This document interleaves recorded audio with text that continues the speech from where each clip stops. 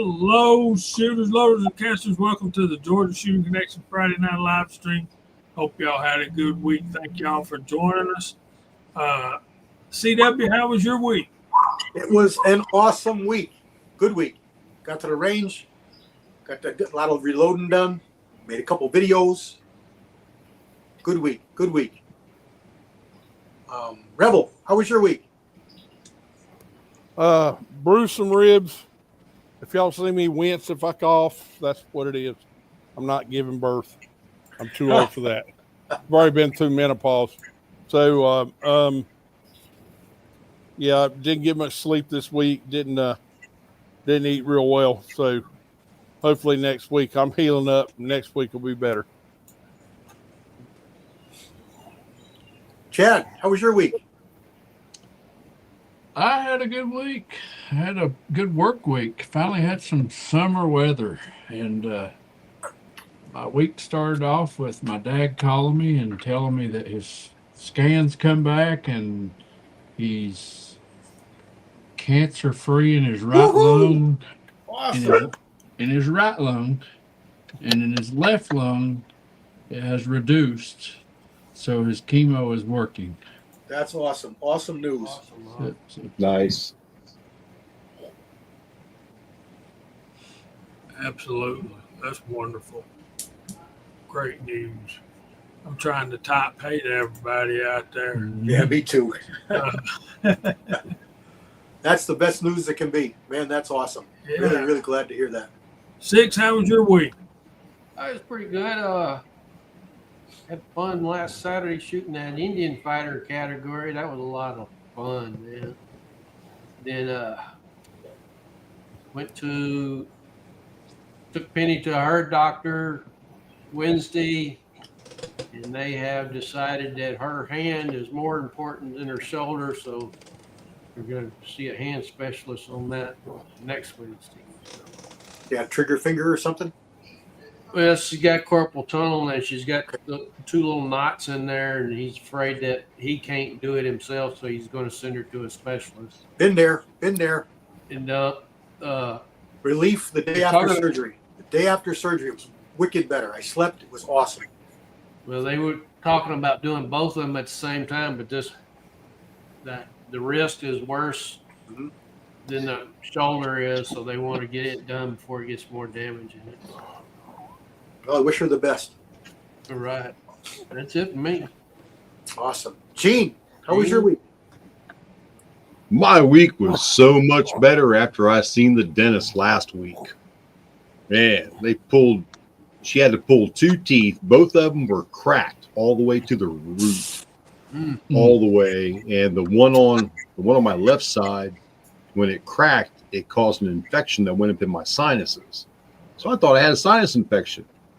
The tooth didn't bother me right away. So I had both of those pulled last week. Man, Friday mouth was just sore, and the antibiotics I'd started taking weren't kicking in yet. And it was just, I just wanted to sleep, man. I just lay back in my recliner and napped out. But this week was good. Work was good. We finally got all the Memorial Day orders out, and man, we had pallets going out the door. 3 pallets a day. Wow. Stacked, plus another cart for FedEx Express. A big wheeled cart. So I want to thank everybody who ordered, man. That was absolutely fantastic.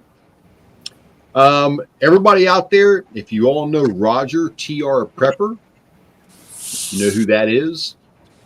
He was in a pretty bad motorcycle accident. He hit a cow and totaled his motorcycle. Come around the bend. Stay out of the fields. Stay out of the fields. That's what pain is. I tried to tell him, dude, you got a gold wing now, okay? It's asphalt time. I hope he's all right. Yeah, I hope he's all right. He will be fine. He had a couple broken ribs, broken nose, broken collarbone. He was wearing a helmet, boots, gloves, jacket. He was geared up, or it would have been a lot worse. So if you're out there on 2 wheels, I mean, I always dress for the slide, not the ride. But we're gonna have a good chat tonight. So, what about you, Kyle, down there? What are you into? I'm just looking at all the beautiful heavy equipment in the lot next to me. Yeah, it's a beautiful day in the neighborhood. No, everything's going great. Work's going good. Family life is wonderful. My wife's getting ready to go on a vacation with her sister to Gulf Shores, Alabama. They're going to have fun with the kids and all, and play on the beach and do all that stuff. So I'm going to be a bachelor next week. So looking forward to her getting home. That's about all I got. Awesome. You sound sad already, and she ain't even gone. I know.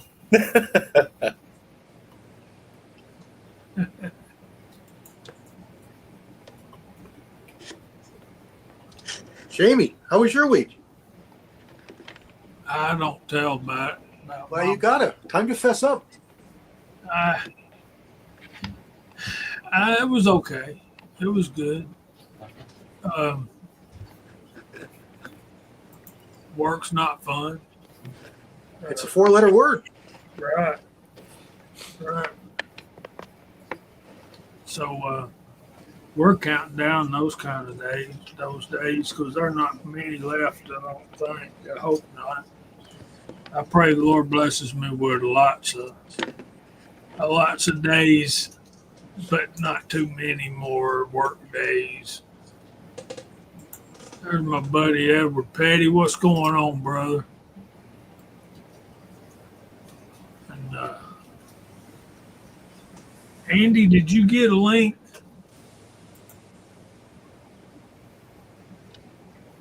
Make sure I sent. Did you get that cooling system fixed? Okay, I know you're working on that car for your daughters. And all set, good. Lord, I don't know, man. Well, no news is good news, I hope. Well, that's what I'm hoping.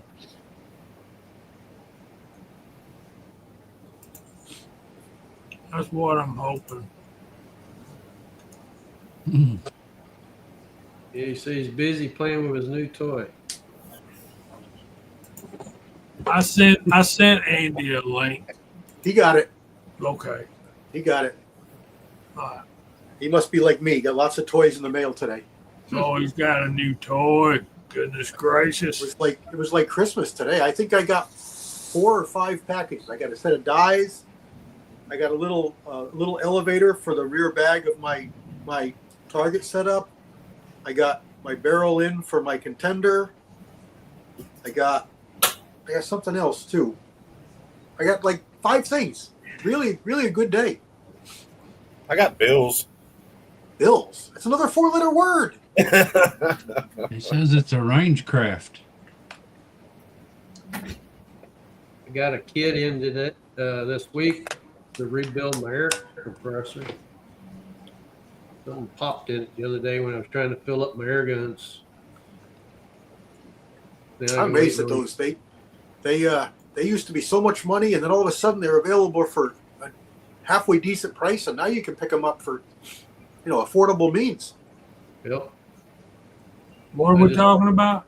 High pressure compressors for air guns. They're 4,500 psi. Yeah. They used to be like buku dollars. You can't touch them unless you're like real deep pockets. And then all of a sudden you could get them for 400 or 500, and now you can get them for like half of that. Yeah, you can get one for $200. Yeah. But those are usually just to fill the air guns itself, nothing else. Yeah. That's what I did. I bought the Vivor. Yeah. The duty cycle is lower. They don't recommend you fill the big bottles with them. But the smaller tanks the smaller tanks that are on the rifles and pistols are small volume, so it's okay. You don't realize people don't realize who aren't in the circles that there's a lot of heat created compressing that air, and it's a lot of work, and it gets dangerous. So you can't really blow up a lot. You can't run them for long. Yeah. It still takes about 15 minutes to fill a tank. I'm waiting on some grease to come in, some special grease that you got to use. I'm sure it's high temperature. It's all silicon based mainly, so it won't blow up on you. Funny thing about compressing air, it makes a lot of heat. Yep.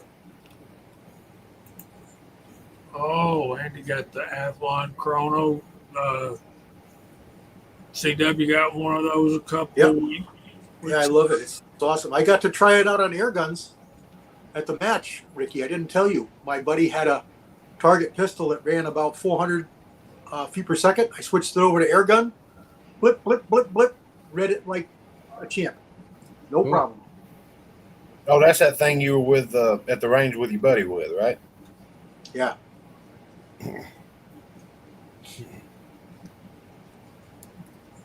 Okay.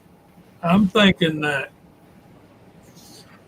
Gene, Rebel, and myself, and maybe a whole lot of other you guys, and I wish Rimfire was coming too, but we got to start loading up some ammo for this here thing. And I hope a lot of y'all come and join us. We're just getting together and spend a couple of days together, fellowshipping and shooting, hopefully breaking some bread. And we just want as many of y'all to come as we can. I know I plan to be there. Gene and Miss Hotshot's will be there. We're meeting up at Rebel's place, so obviously he's going to have to be there. And Christian Grest, I think, is coming. And I think Garage Guy 879 is coming. Tread's definitely coming. Yeah, it's not that far for him. That's 3 hours, Yeah. even for Tread. Is that 8-4? About 4.5 for us. So it's just the Monday and Tuesday. Yeah. I think most of us will be rolling in on Sunday night. I just wish it was closer. It's about 14 hours for me. Yeah, it's about 9 for us. So we're just gonna leave early morning. Get up at the crack of dawn. Oh, you mean normal time? Well, I don't like really saying that because my sister's name's Dawn. So I always hesitate that one out. Jeez. Well, Oh, I get it. I'll tell it's y'all just how kind of weird for me to say because that's my sister's name. well, every time I hear Dawn, I think of that Tanya Tucker song, Delta Dawn, and I think of Tony Orlando and Dawn, tie a Yeah. yellow ribbon around the old oak I tree. think of that big ball coming up in the sky myself. That's sunrise for me. Oh, it's dawn. I don't see that big ball till I've been at work for an hour and a half. Done got an hour's worth of work in before that thing pops up. I mean, if When Rebel I was think- giving away some 22 ammo or a 22 rifle, I might could come down there. Listen, like you need another 22 rifle. I need We a saw what sponsor. you. We saw what you. I wish I could afford being a sponsor. Andy. Andy says, I think of soap. So, That's Dawn, exactly what I was going to say. I think of degreaser. Yeah. I think of oil covered ducks. There's the old one guy. Thanks There for he is. being here. Hello, everybody. And Dwayne 7834. We'll call y'all out in a minute. What do y'all think? Should we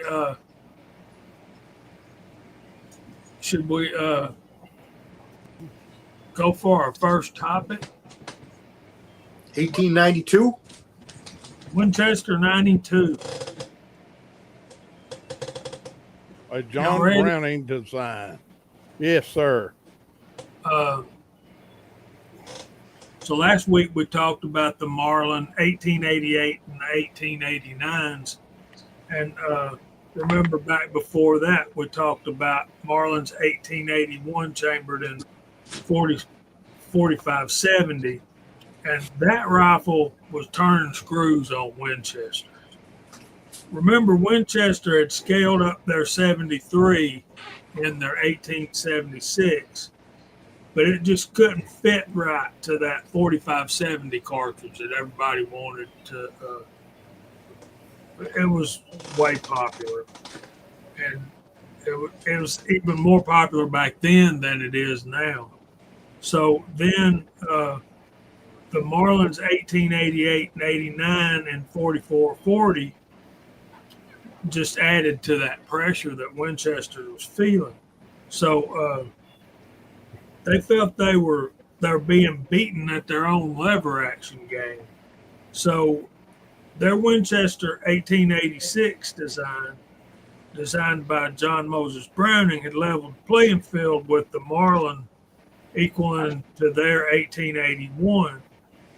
But meanwhile, Winchester 73 is still dominating the pistol size cartridge market. And then Marlin's 1888 and 89s equaled that race, maybe even one up them because it was more of a modern design. And it's like an 89 has to be better than a 73, right? I mean, you know, it's more modern and all that kind of stuff. So the Winchester guys went back to Browning with the idea of shrinking the 86 down to pistol size. And there's this story that goes, Winchester's president said to John Moses Browning, he says, "I'll give you $10,000 if you can do it in 90 days." And he says, "I'll give you $15,000 if you can do it in 60 days. And John Moses Browning comes back, "It's going to cost you $20,000 and it'll be done in 30 days. So in 2 weeks, he had the gun shooting. And well within the 30 days, he had the prototype in Winchester's hands. Damn. And he got his $20,000. And so let's see if I can do this. We got a little bit of a clip.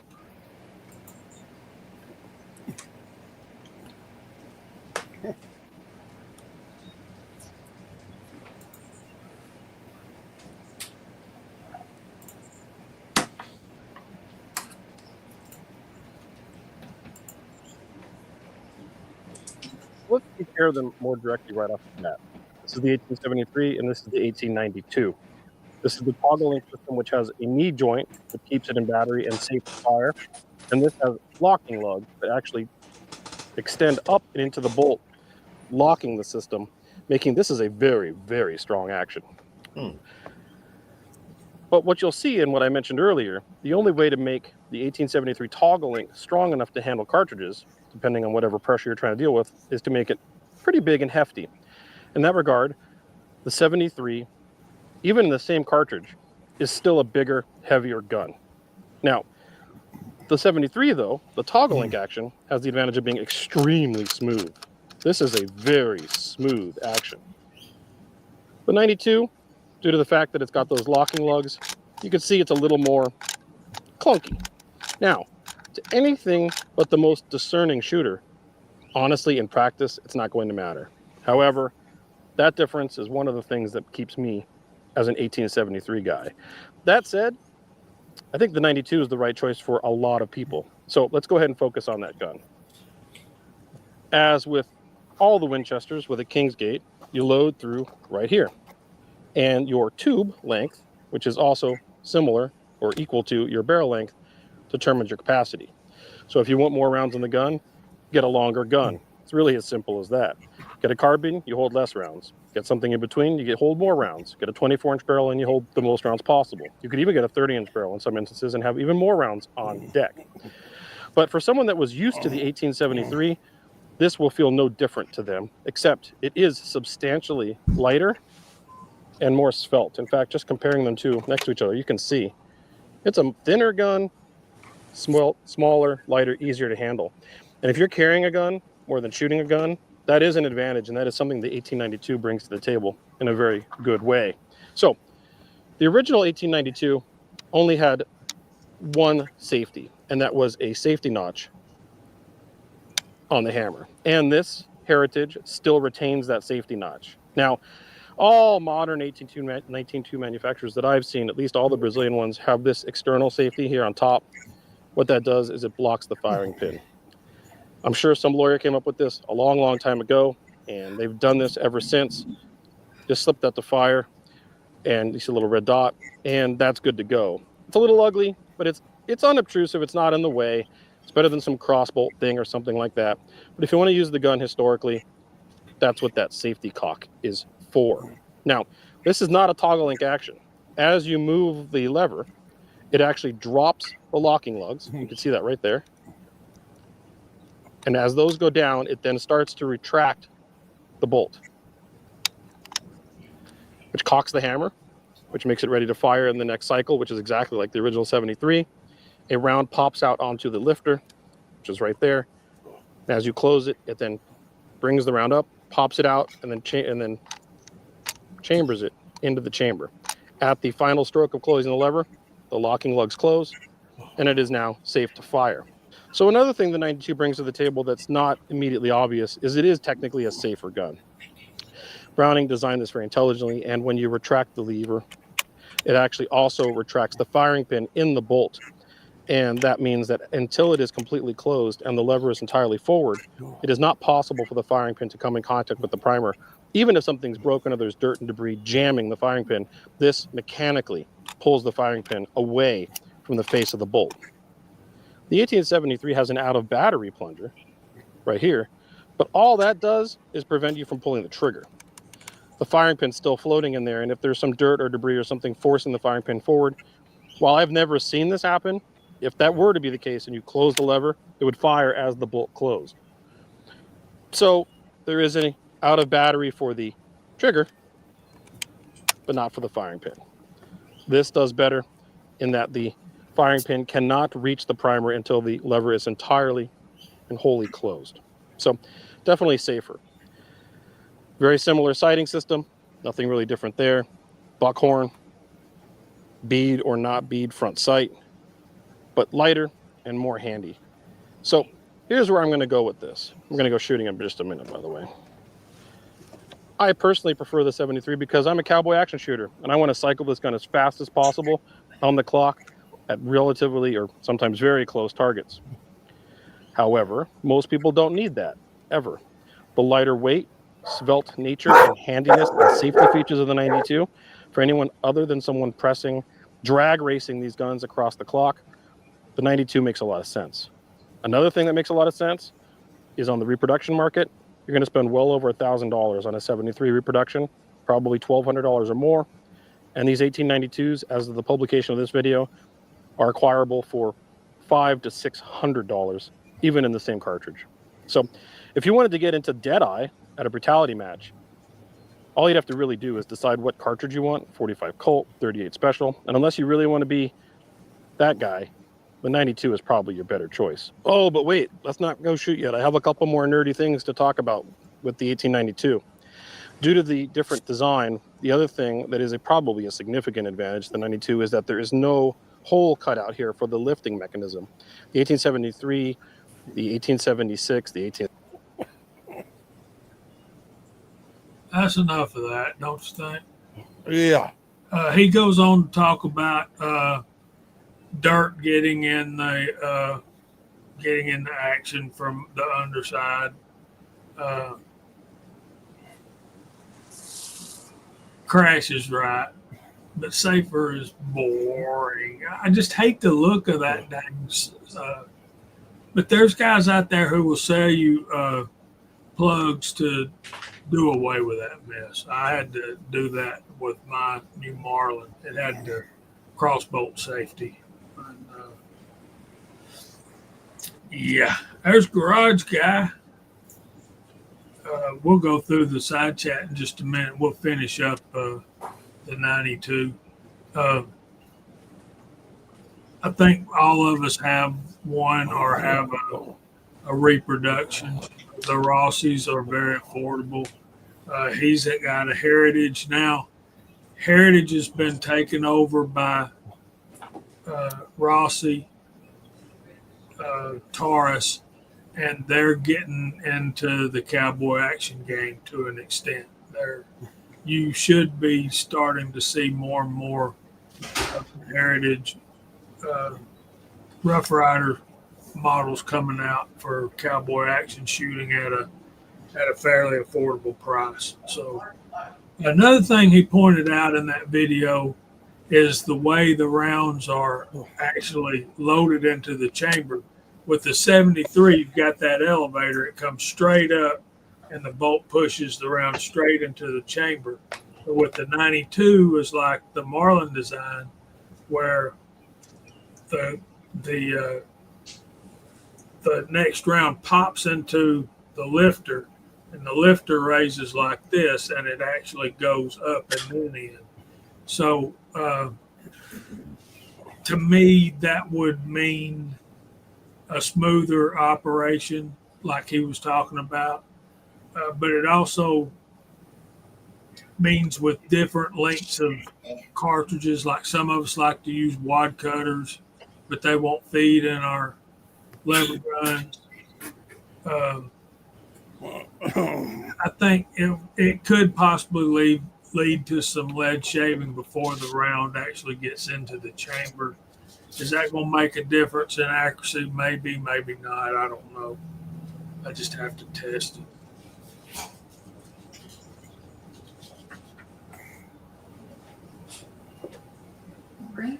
All right, what y'all got about the 92s?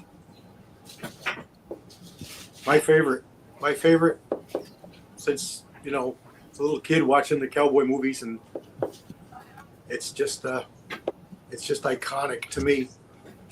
It's so smooth and so, like he said, slim. Comes in one of my favorite calibers, a 45 Colt, and it just works. I've had Rossi's for a while in 38, 57, and about 5 years ago or so, I really wanted a 454 or a 480. Never could find one, and got a line on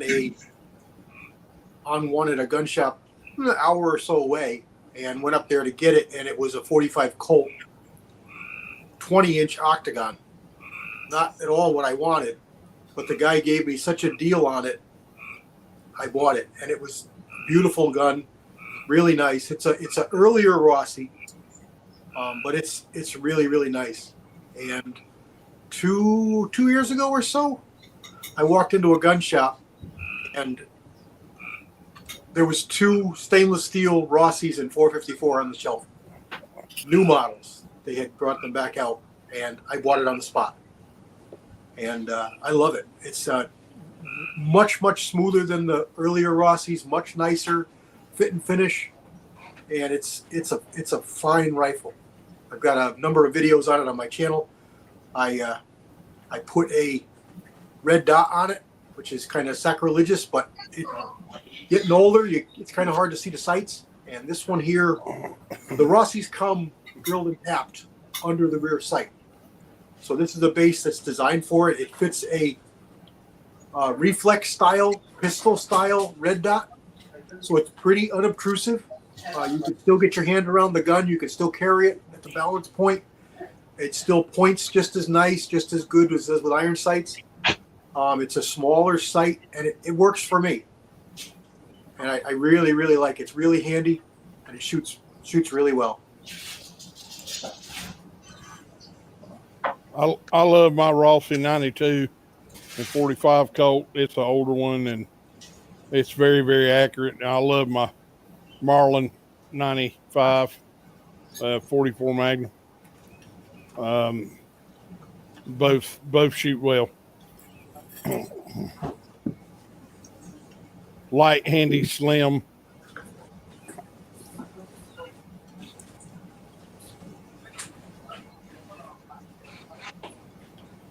I don't want to jump over to the next ones, but is the 94 and the 92, the action pretty much exactly the same?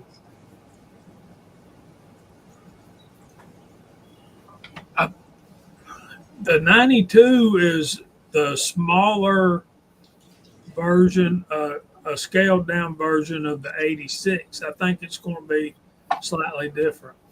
A little bit different. Yeah. Why I'm saying that is last weekend I was shooting the 73 and the 94, and I'm so used to the 73 now, especially with a short stroke. And when I picked up the 94, I was not working that lever very good at all. I thought I racked it a couple times and ended up having nothing in the chamber, things like that. I seen that in that video you sent me.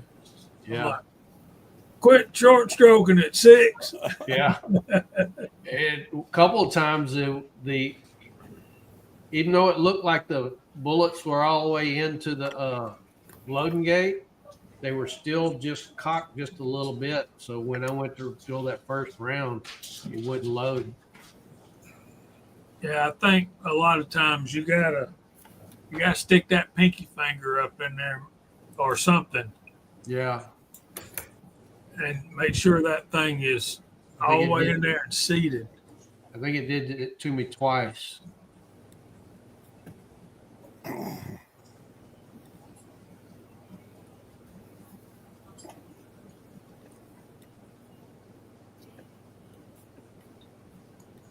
Yeah,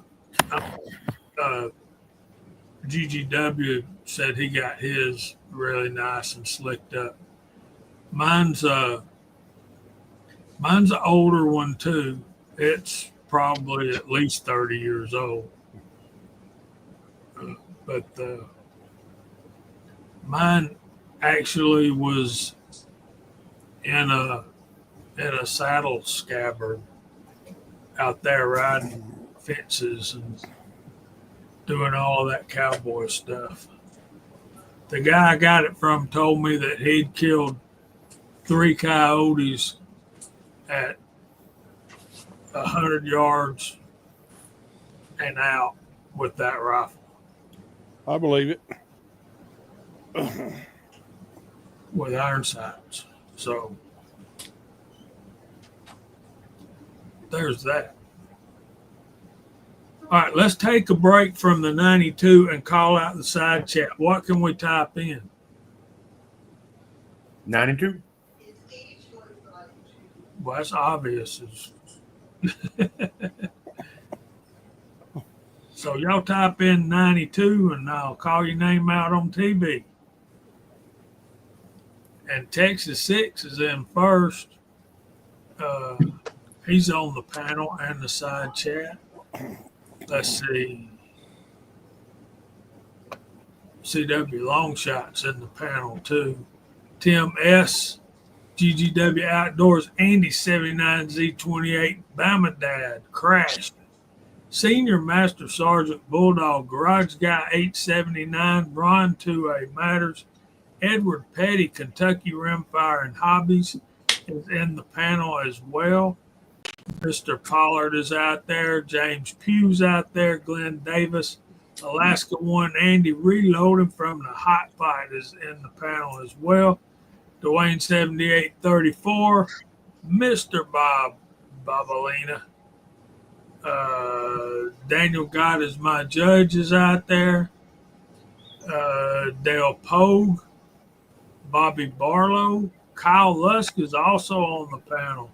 01 guys out there. Crash. What's going on, buddy?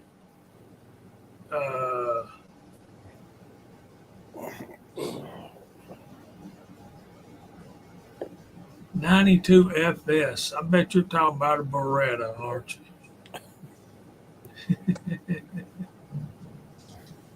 I don't know if y'all can hear it, but we're getting storms here right now. Yeah, we're storming here too. Just light thunder so far, but they're calling for some big ones. So hopefully it doesn't bounce me out.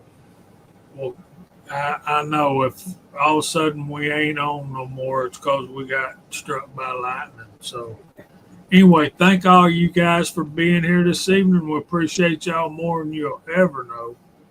And GGW says it's 98 there. Woo. Woo. It's hot and muggy here. I know that. We're waiting on the rain here, Jamie. It's on the way. I think we saw 90 today. It's Yeah. 88 right now and 64 humidity. We were only in the 80s today. We saw 92 yesterday, which is Yeah. the first time we were in the 90s that I remember this year. Dale Pogue had 2.4 inches of rain last night. That's quite a bit for one night. That'll make a creek where you can track a goat across it. Yeah, it's getting here now, boys. We've had so much rain here over the past 2 weeks. I had to take my fish for a walk. I I hear your guarantee it. frogs. I know your frogs are all right. I heard them. Oh yeah, they're fine. They're enjoying their new fence. They're all plastered on it. This is going to be off topic, but my buddy Chris, who makes those molds that say Redneck Gold that I showed on the chat, he is on the Cast Bullets site, and those are going to be available for $59 for 2 of them. And if anybody's interested, he is Lake House 2012 on the Cast Bullets site. Cool. So you can contact him through there, make payment, or you can get a hold of me and I will forward it to him.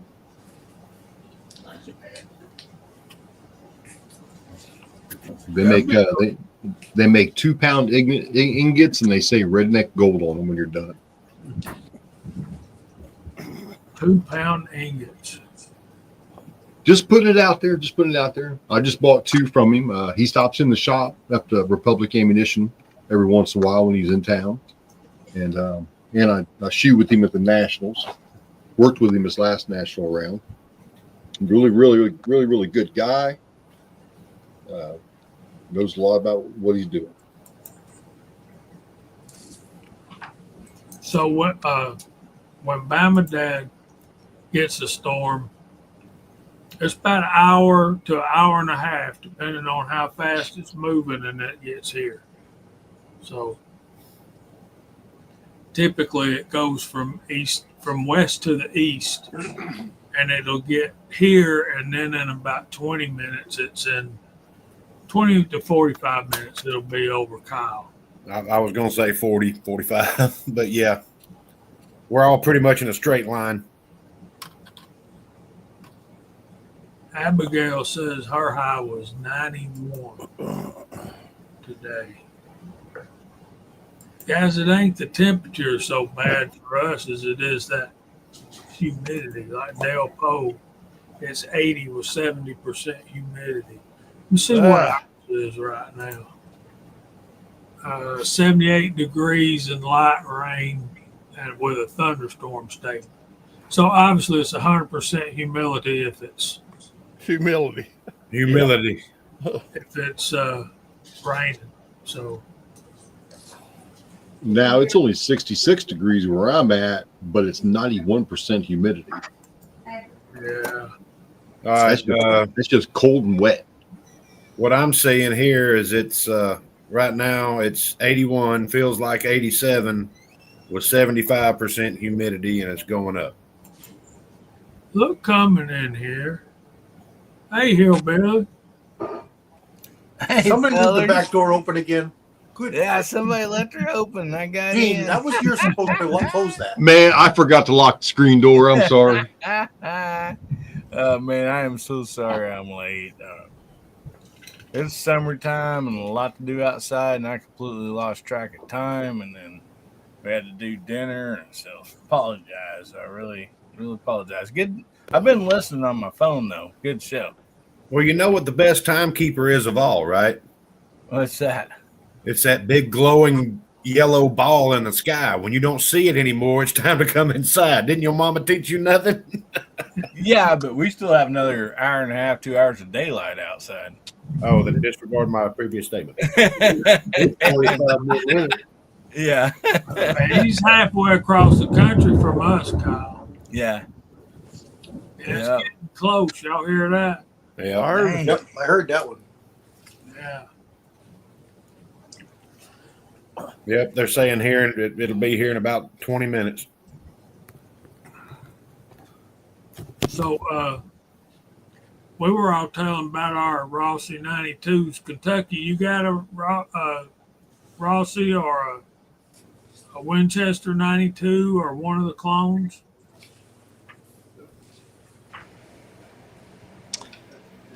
I got a Winchester 94.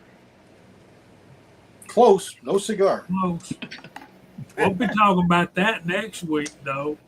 Need to make some pictures of it this week. Email them to me, and we'll put them. Mine's the Canadian Centennial edition. Is it You got gonna a talk long about the- African barrel? Yes, sir.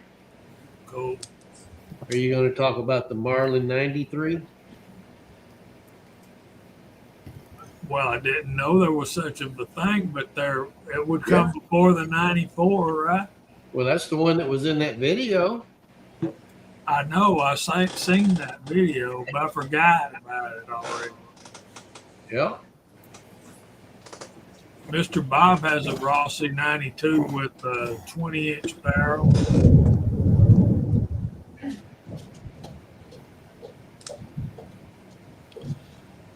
I got a puppy dog's about to wet herself.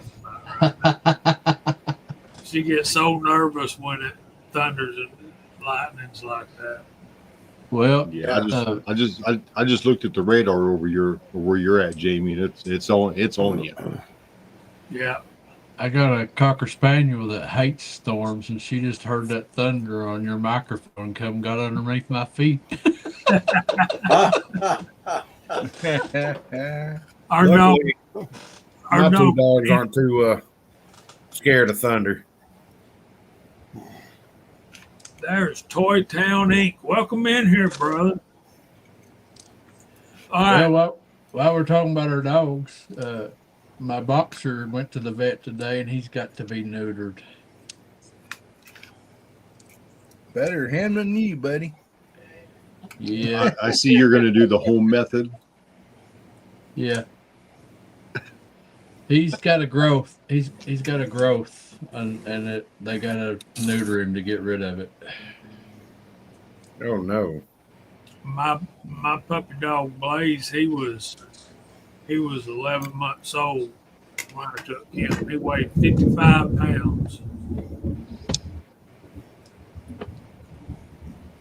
I think he knows. He's been moping around here all evening. Oh, I don't blame him. What do we got over there? Look at that. That's a little poocher. This one? Yeah, you got one ear. Oh, he's got a black one. Okay. Yeah, it just droops. He's a Jack Russell. Hey, His baby name- boy. His name's Bodie, Hey, Bo. or you can call him Satan if you want That to. ankle biter. Actually, he's got a 50-inch vertical leap, so he can bite more than your ankle. Hey, pretty boy. He is a Bark pretty for boy. me. Bark for me. Woof. Bodie, get him, get him, get him, get him. He said, "I ain't getting nothing." When you said pretty boy, I thought you was talking to me. Oh, I'm sorry. I didn't mean to be so confusing. Hey, Papa's Place. Get him. Papa's Place is out there. Let me catch up. We had some more folks come in here. Walter Davis is here now. CW, Let's do that. get Jamie.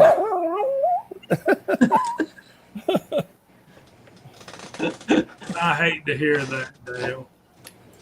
Papa's Place got here. Ozzy Osbourne's here. Mike McClune, what's going on? And let's see, Tim S has been here for a while. Bulldog's still here. Glad of that. And Toy Town Inc. Yeah, man, Ozzy, he makes some really nice pistol holsters. Yes, he does. He sent me one. And I am grateful. And you boys are going to see that come June 30th through and July the 1st. Because I'm dang sure bringing it with me to show it off.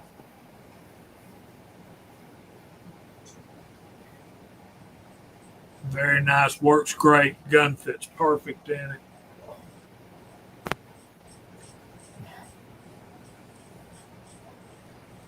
Okay. Buddy.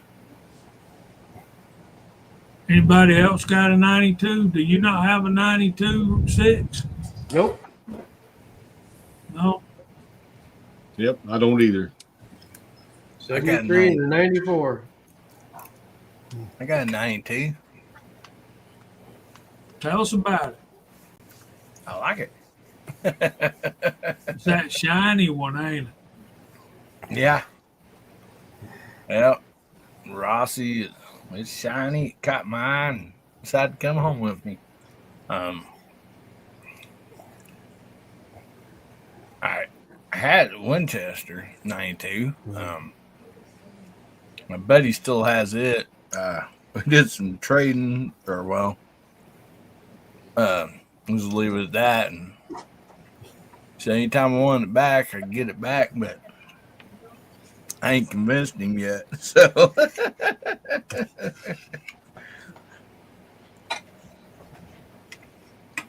Are both of them 38, 357? yeah. No, I'm sorry. The Winchester's 30-30. That's a 94. It's a 94. It is a 94, ain't it? Yes, I'm sorry. Yes, that is a 94. Yeah, It's so like, but yeah, the 92 is 38, 357. And I would love to have one of these days in a 44. Does anybody make them in 40? Probably not.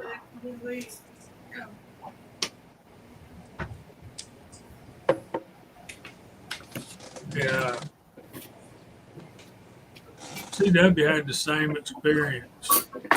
Look at that mess right there, boy. Hey, baby. Look there, Stop. buddy. She's tore up. Now, like a now you salmon. don't hear it. Now you don't hear him bark. It ain't even storming here, and this dog's shaking all over. Heard your thunder. I'm going to have to mute my microphone, ain't I? Yeah. Yeah, our male Aussie, that dude ain't scared of nothing except for thunder. Gunshots don't bother him or nothing, but man, thunder sure does. Fireworks don't bother him, but for some reason, thunder. Man, Meanie, if it thunders or she hears gunshots or we set off fireworks, whatever, she's back to wet all over herself. She crawls up in my lap, tries to hide. Yeah, so DGW, CW had the same. It was tough for him to find a 454 Casull.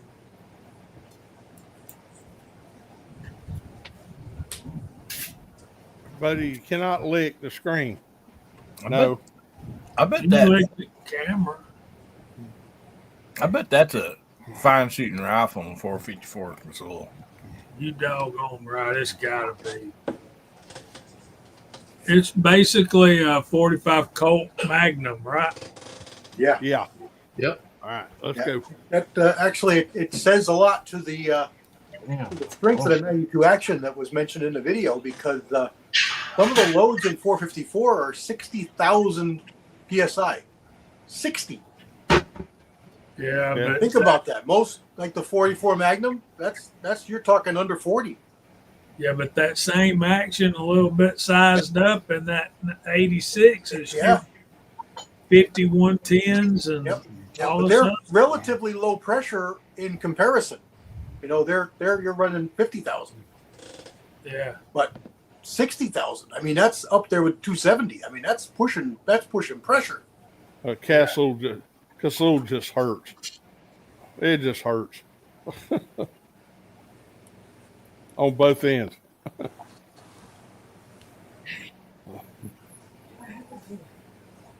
He's down there. He's down there at my knee, Kentucky. He's looking for your dog. That's what he was. Yeah. That's what he was licking at. He was looking at your cocker spaniel. See, Chad, he saw your dog go like that, so he went down under the rebel spring to see if he could find it. That's right. Gotta be right there. Pretty cool, pretty cool. So mine is, of course, the Rossies are not as pretty wood. The older ones, anyway. It's some kind of South American wood, I'm assuming. But the one I saw with good night, Andy. Y'all say good night. Good night, Andy. Not in. So I think that newer wood that I saw on, I think Hillbillies has got that nicer wood, and I think CW's does too. I know CW's does. I put aftermarket on mine. I got them out of Texas, but I believe they're made by Boyd's, but they're not available from Boyd's, only from this guy down in Texas. But they're for the 454. You can get them for the 57 and the 44 Magnum, but the 454 is a little bit different. And they're laminated stocks. Mine were very red. It's a hardwood, Brazilian hardwood of some kind. I don't know what they are. Yeah. I believe it's the Brazilian what's on mine. Yeah. Red, kind of red. And I mean, with everything polished, even the butt plate polished and all that, it looks really classy on there. Yeah, that one CW's got looks very nice. Thank you. Mr. Bob says the finish on the forestock of his Rossi sucked. It wasn't properly cured.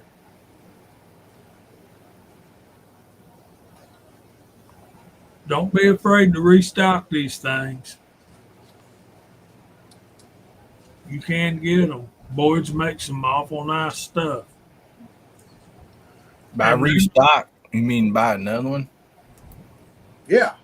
You got two hands, right? A whole nother rifle.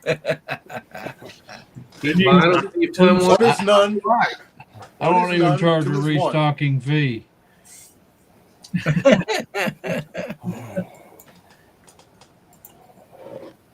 GGW said his was like a red color to it as well. I think that's mahogany, guys. They got a lot of mahogany down in South America. It's definitely a mahogany color. Yeah, it said it come from Brazil. Yeah. I think they listed as a Brazilian hardwood, if I'm not mistaken. Yeah. So we also have Brazilian redwood, which is also known as Macaranduba. It's a popular hardwood for its usages because it's durable, naturally resistant to decay, insects, mold, and rot. As it should be in Brazil. It ranges from a light reddish brown to a dark reddish brown color.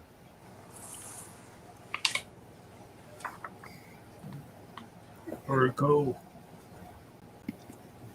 We have lots of oak down in the south, and we cut a lot of it up for firewood. I've often thought, man, why don't they make gun stocks out of oak?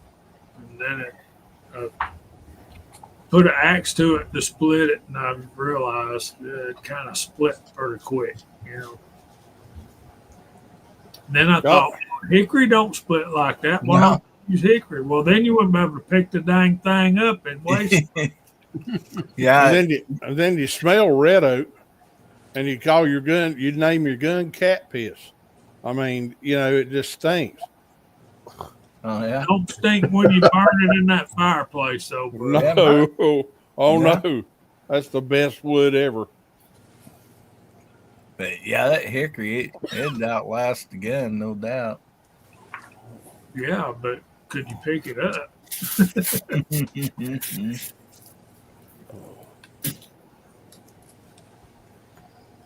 Who'd want to whittle that anyway? James Pugh got a good comment. Maple is used for muzzle loaders a lot, especially like curly maple. Bird's eye, curly. Yeah. Yeah. It's most of it's a lighter color than the walnut. But that walnut and blued steel just looks so good.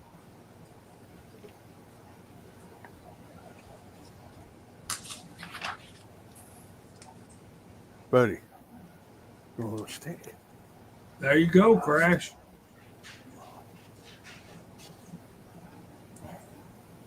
I've got a nice piece of oak over there. Got some good curl to it. I'm still gonna make me some stocks for some of my pistols with revolvers with it. And I figure if they bust, it don't matter. So yeah, Crash said hickory might make a great precision rifle stock due to it being so heavy. Maybe. You just gotta let it cure for a long time. Well, I mean, my grandparents and before, I mean, most of the axes, the hoes, everything had hickory handles on them, basically just cut down or bought. But, yeah. My dad brings up some beautiful woods. It's got to be able to withstand that recoil, don't y'all think? Yep. I think they use tiger maple in the black powders. Yeah, that's what I was just writing. Yeah.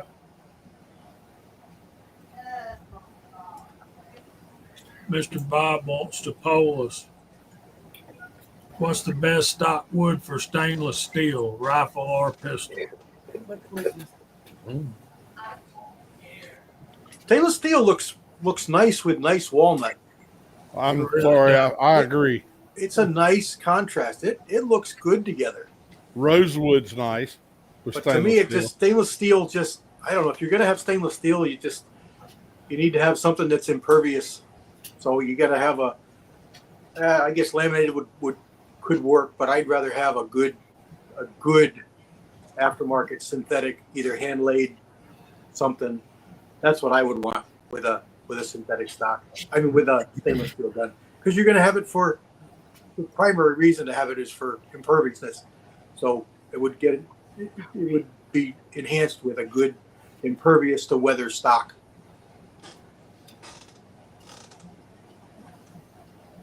Yeah, rosewood's really tough. Ebony. My dad says ebony. Yeah, ebony is it's a nice, dark, solid. I don't know what kind of figure it's got, though. Does ebony have good figure? I guess it can. Yeah, I've seen ebony with some figure.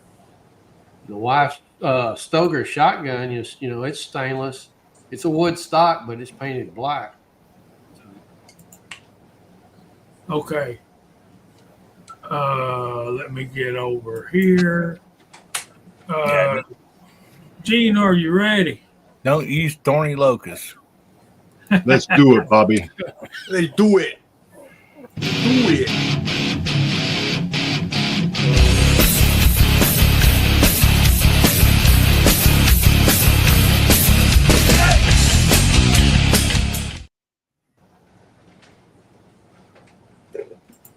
It's time for What's Hot Pot Got. Tonight, I'm going to revisit a round that I've done before in honor of D-Day, and that is the venerable 30-06. This is a nickel federal cartridge case. I'd like to get the focus in for you. I'm using this other webcam. It's not going to do it. There it goes. There we go. Oh, just for a second. Just for a second, it did it.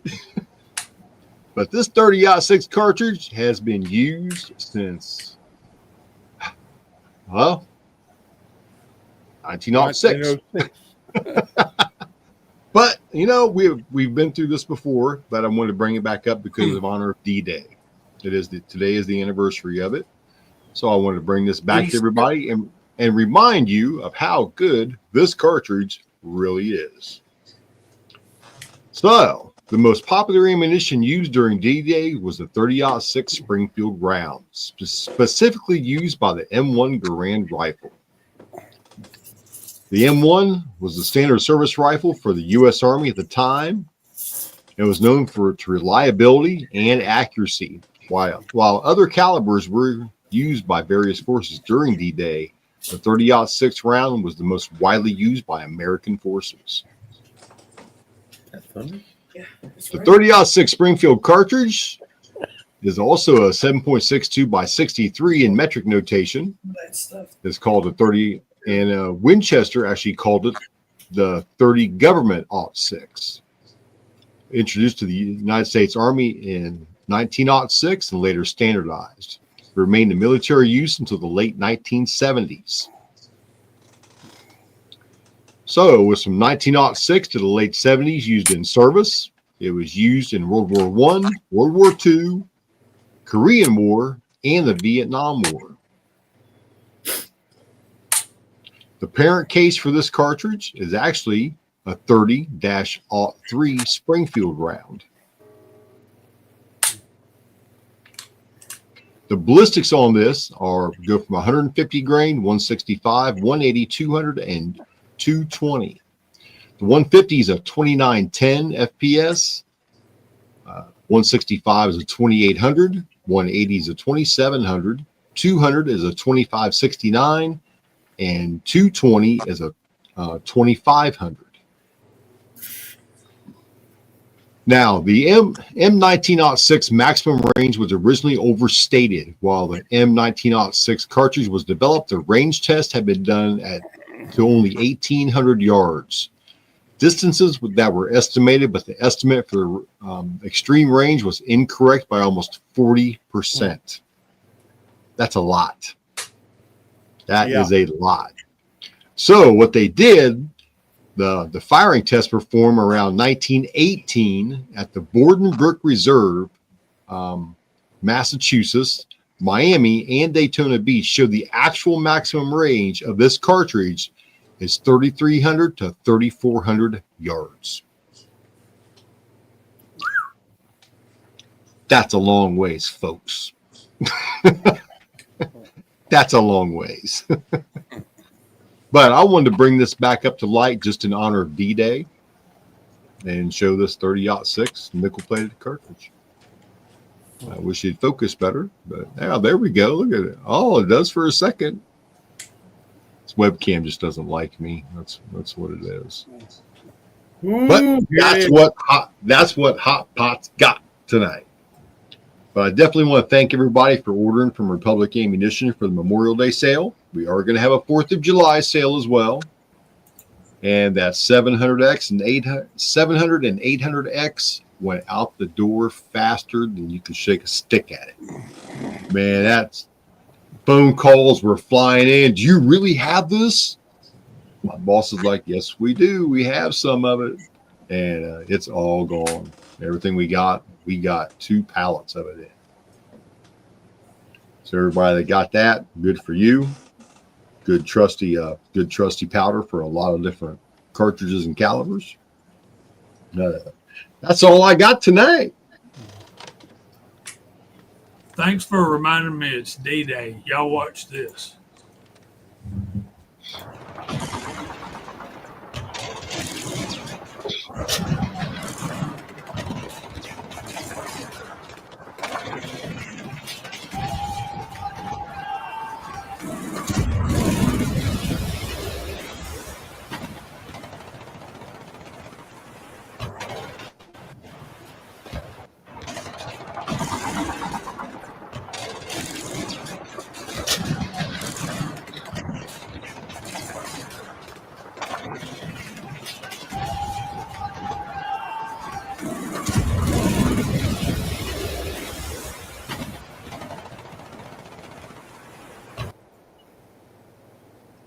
Mm. Every now and then you hear those MG-42s going off. This sends a chill down your spine. Yep. Impressive and sad at the same time. We got a lot to be thankful for, fellas. Because of fellows like that, yes, we do. We don't have any more fellas like that. There's a reason they're called our greatest generation. Yes, sir.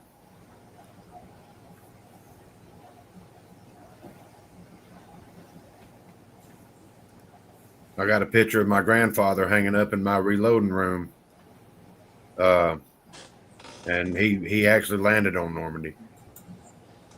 Yeah, I've got a customer whose dad landed on Normandy. He just turned 100 the other day. And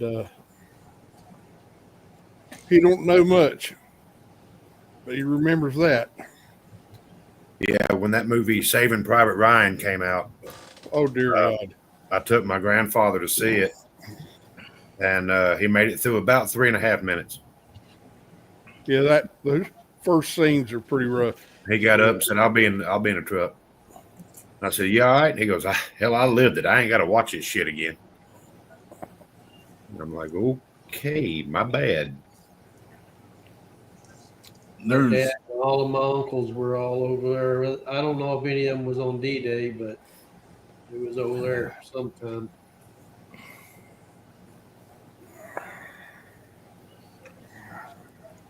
My great uncle was my great uncle was in the South Pacific during World War II.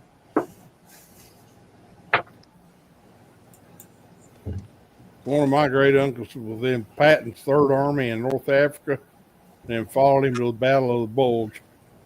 So he saw a lot of bad stuff. But he was the kind of person that says, "Son, get out from in front of the TV." You didn't ask why. You just got out from in front of the TV. Yep. yeah, Uncle Earl, he had hands about that big. there's some people like actors. For instance, Eddie Arnold of Green Acres. He was literally a boat driver during that, and like turned his boat sideways to take on fire from the shore to like save people that was out of a boat so they could get back on one and stuff. We got a lot of great American heroes back in that time. Yep. My dad's got my grandfather's Silver Star that he got for pulling Patton out of a mortared mess tent. Mm. The tent collapsed, and he pulled Patton out, not even knowing who he was. He just said, "The only thing I could remember, he should have had some funny looking pants on." And bulgy cavalry pants. Yeah. Yeah. He said he sure did have some funny looking pants on. My I grandfather. Go ahead. I was just gonna say my grandfather in World War II, he was in a tank, and he said they literally thought Patton was a crazy man. Like he would be like on the grounds, during like a fight and stuff like that sometimes. He thought he was invincible. Yeah.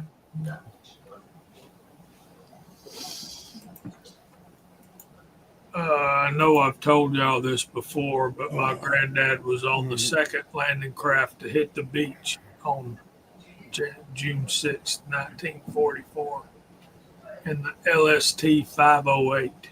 Ugh. The puke mobile.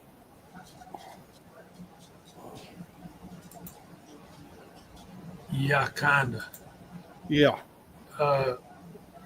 He said the tide went out on them while they were on the beach.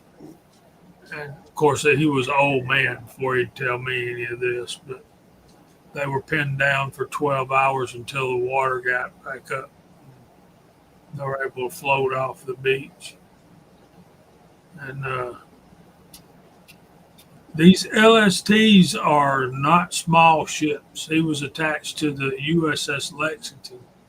And when they left after D-Day, after they finished their duty at D-Day, they headed to the Pacific for the island hopping campaigns, and they landed Sherman tanks on a lot of those beaches of those islands that you hear.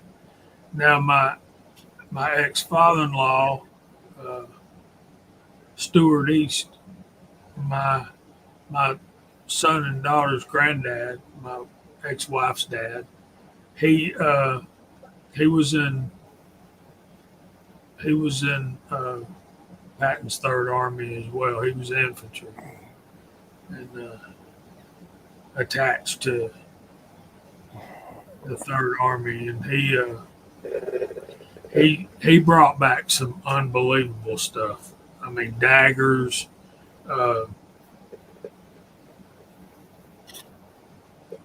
He brought back a courier satchel. Y'all know what I'm talking about? A courier satchel. Yes, sir. And he brought back a couple of pistols, untold numbers of knives. Most of them were ceremonial type stuff. I mean, he was literally in Berlin, less than a week after the Russians had taken it over. So it's kind of crazy that Patton wanted to get to Berlin before the Russians. Mm-hmm. But Eisenhower told them to cool their jets, let them take Berlin. And here's some interesting trivia. The fake army that they had at Calais. The balloon army. Yes, the balloon army. Yes, thank you. Guess who was the general stationed there? Patton. This is after Patton pissed everybody off and they put him over there, which was just icing on the cake to convince the Germans that that's where it was coming, And the history films that you see nowadays, they won't even tell you that Patton was with Montgomery fighting Rommel in North Africa. Yeah. They only bring him into the picture in the invasion of Sicily and then into Italy. Oh, him and Montgomery did not get along. Not at all. Because they were just alike, prima donnas. Prima donnas, egomaniacs. Yeah. Spitting images of each other. But one major difference, though, Patton came ready to fight. Montgomery had to make sure he had numerical advantage before he was going to get up. And Montgomery also cared about, are you sure it's okay? Yeah. Whereas Patton went, by God, get your ass in that tank and get up here and start shooting, damn it.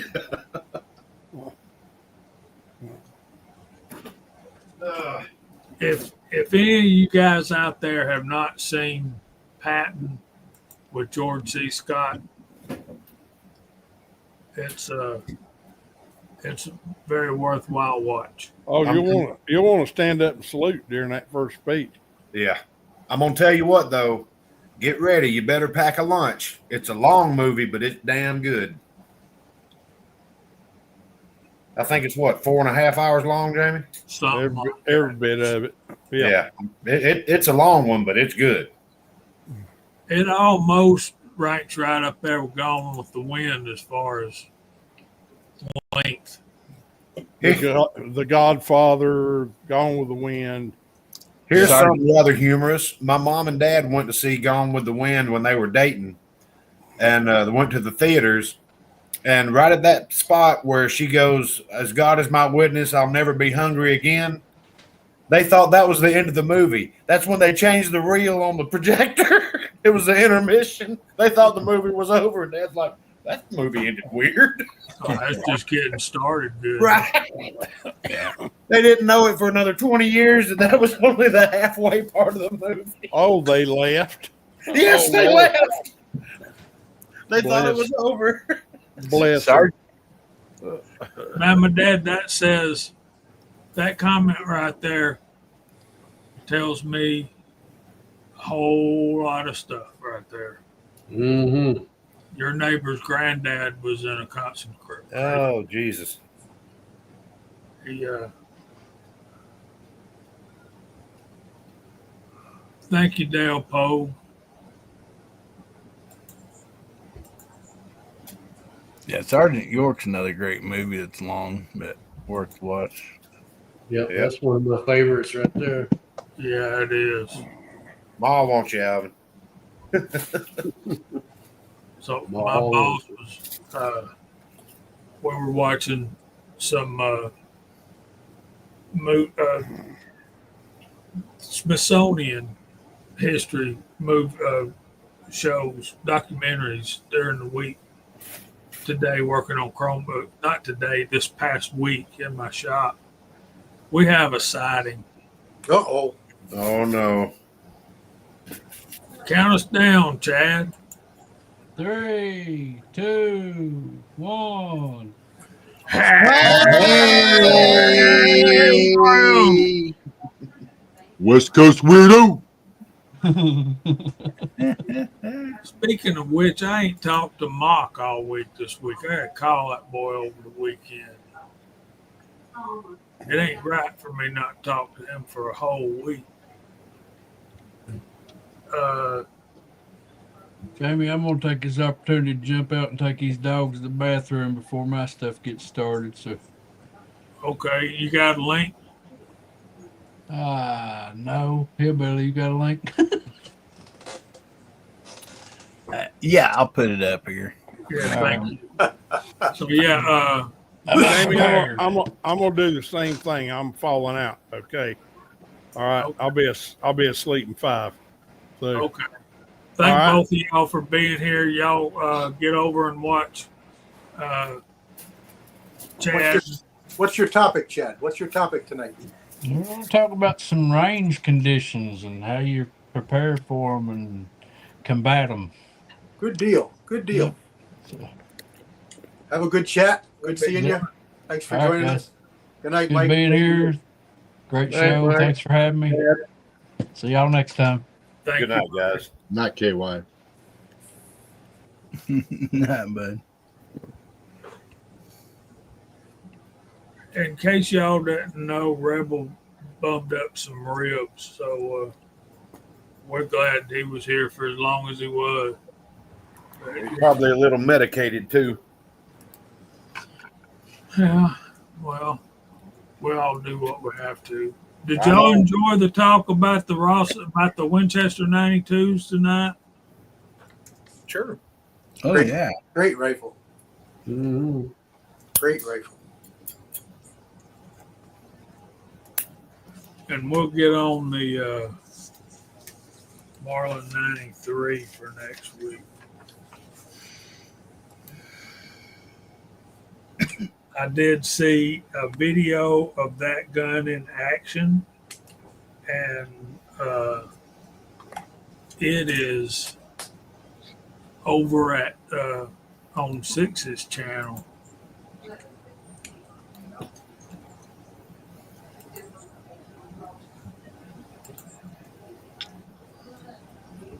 Yeah, banged up ribs ain't no joke. No, banged up ribs ain't no joke. I broke 2 of mine, and I didn't get off the couch for almost a week. I just laid there and slept and ate.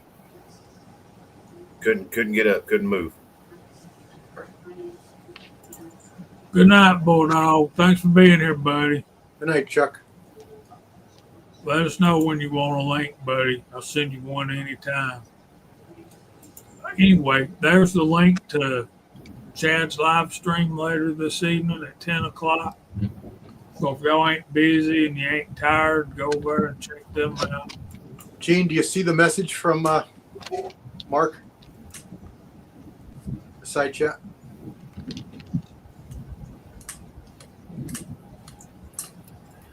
I didn't catch it. It's for Gene. No, I did not. Is it up further? Yeah, it's the last one I see. Yeah. Right after truck. Found my dad. Last one I No. see is from Garage Guy. Yeah. Oh, for Hillbilly. Sorry, for Hillbilly, not for Gene. Oh, My bad. Yeah, I answered it for him. Yeah. Thanks, buddy. About Bama dad falling off the ladder. I was working on a flue one time, and there were 10-foot walls, and I was leaned over on the ladder because it's next to fireplace. Well, you couldn't stand on the ladder straight, beside the fireplace. I had to lean over to work on the flue, and ladder kicked out from underneath me, and I fell and landed on my side on top of that cast iron fireplace. Oh, It broke a few ribs. It didn't give, did it? No, not one bit. Man, I've broken them before too. I think probably all of us have, and it's no fun. But worse than that, when I tore 3 of them out of my spine, that was worse. Oh yeah, dang. Well, the bad thing is with broken ribs, there's nothing you can do about it. Yeah. Except Just for lay there and heal and try not to move. yeah, don't laugh and don't sneeze. No doubt. You know how slow cartilage heals? You thought sneezing with diarrhea was rough? Mm-mm. Bones will stitch in about 6 weeks. Cartilage is a whole lot longer. Yeah. Yeah, broken ribs, you sneeze with tears. It was really hard for me to go back to work because me and all my mechanics at the time cut up a lot. And I'd have to kick them out of my office. I'm like, you're just going to have to leave. Don't start your crap. I can't.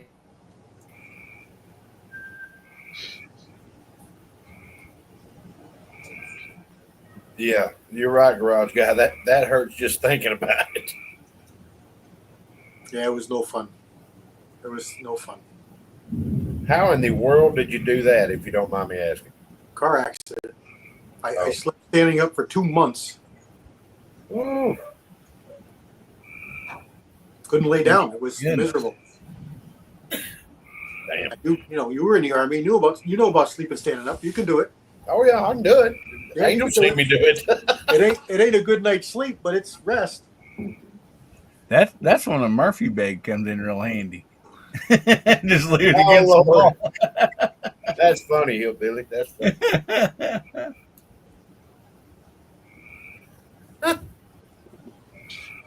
ain't that the truth, Dale? Only one thing to do with broken ribs, and that's suffering. They don't wrap you. They don't wrap you anymore. They let them be. That's it. They don't. Yeah. That was an old thing to wrap you up. Yeah, I can see W like with his feet at the head of the Murphy bed and say, okay, put this thing back in the wall. I gotta go to bed. Let me out in the morning.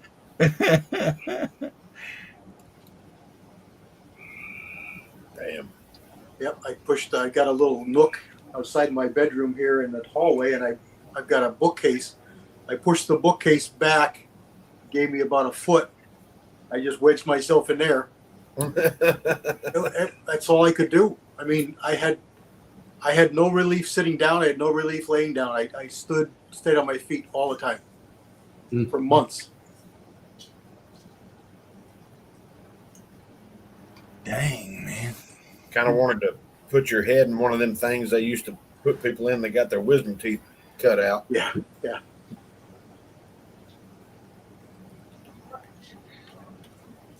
Guess I've been lucky all my life. I ain't never broke a bone.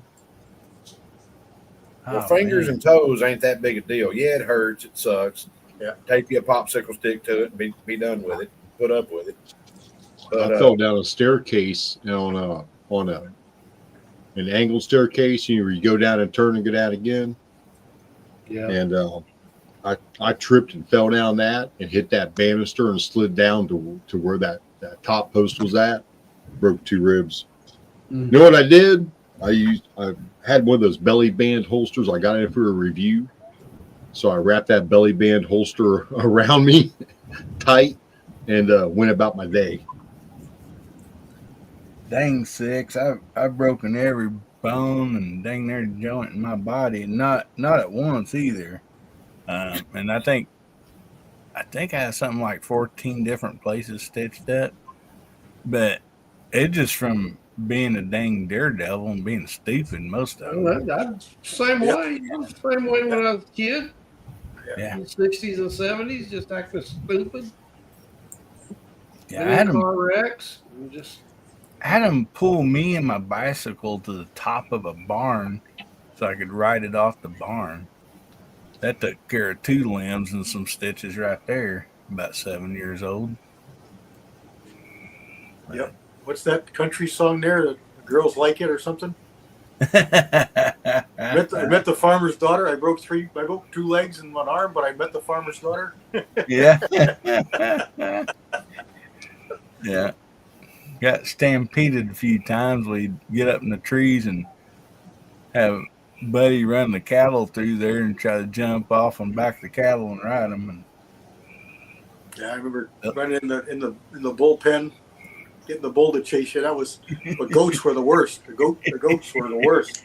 They could sneak up on you. The bulls, you could see them. You know, you had to be stupid to get hit by a bull. But the goats, you didn't see them coming. Yeah, they distract you with one of them while the other ones would get behind you. Yeah. Barbed wire and electric fences are not a man's friend either. So, 6, there's this article, Marlin manufacture dates, armcollectors.com.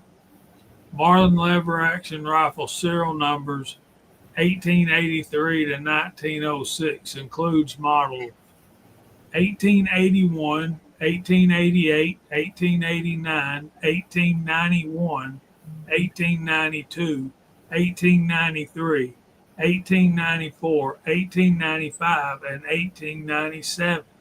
They got a rifle coming out every dang year. They were doing a little research. So, yeah, I got a lot of research to do before next week. I was kind of looking around too, and I found, I think it was on the NRA website that said is the only place that showed that the 93s came in 4570. There's good reason the Winchester book is like 1.5 inches thick, and the Marlin book is like 2.5 inches thick. I got to have both of them, especially the Marlin book. Yeah. Do you have a Brophy? Do you have a Brophy book? No, I don't. It's a good read. Scotsman's out there. He's got a Smith & Wesson book for me. I hope he remembers. Anyway, it's time for the verse of the week. Are y'all ready? Yes, sir. Yes, sir.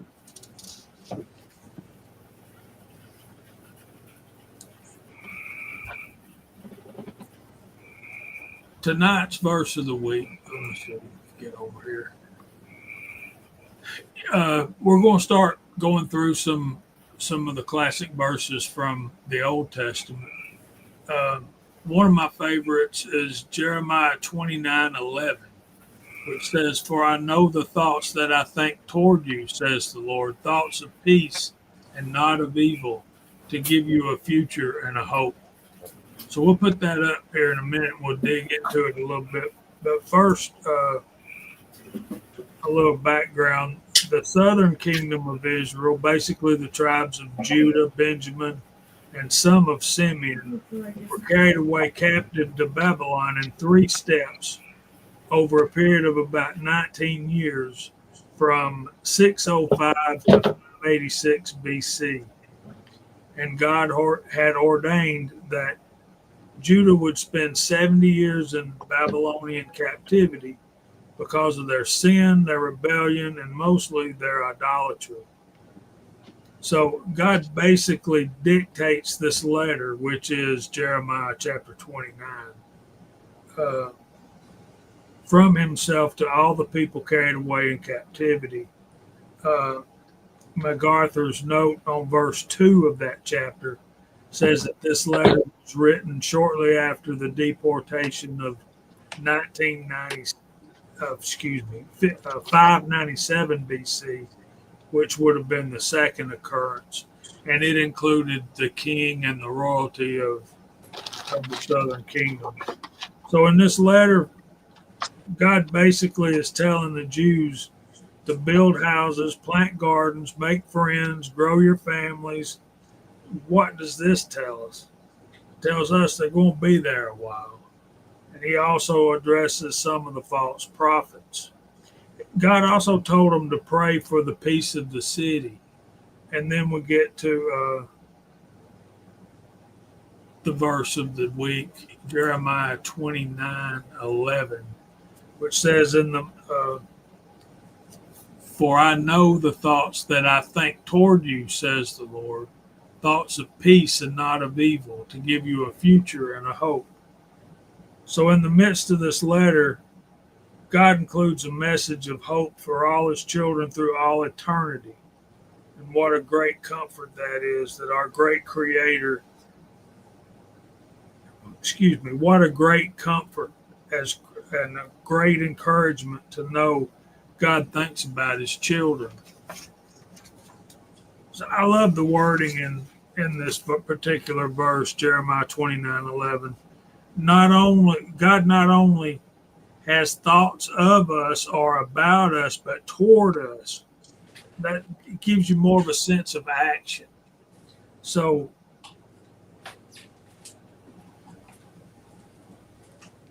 he said, I know the thoughts I think toward you. And that's way beyond, me saying to Six or to CW, I thought about you yesterday, or you crossed my mind the other day. So Jeremiah is far from the only passage that assures us of this. David writes in Psalm 40 and verse 5,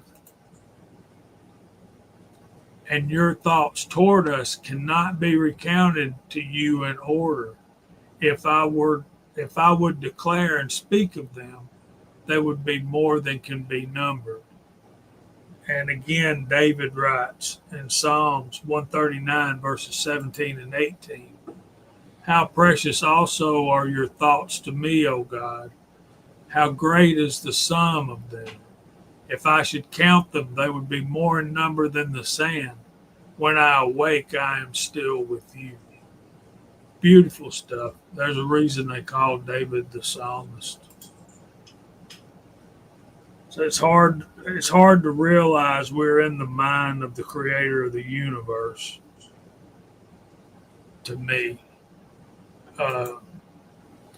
David Guzik there writes and quotes Spurgeon. Guzik says, "Yet what God told the exiles through Jeremiah was even better. God does not only think of his people, his thoughts are toward them." Spurgeon writes, "The Lord not only thinks of you, but toward you. His thoughts are all drifting your way." Guzik continues that, "Furthermore, we may not know God's thoughts, but he says, I know the thoughts that I think toward you."